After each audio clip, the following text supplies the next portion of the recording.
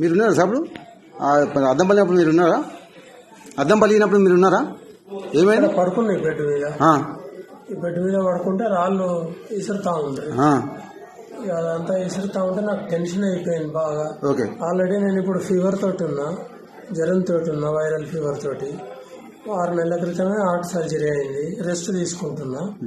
ఇదంతా చూసి ఇక నాకు ఆందోళన అనిపించి నేను బయటకు వచ్చిన. ఏమంటారు సార్ దీని మీద? ఏమంటారు మీరు? మీరు సీనియర్, దీని మీద ఏం చెప్తారు?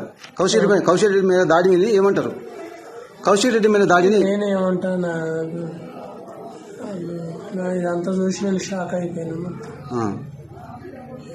కాంగ్రెస్ వాళ్ళు చేశారా? ఎవరు చేశారు? నేను షాక్ అయిపోయినా మొత్తం. మీ పేరు సార్?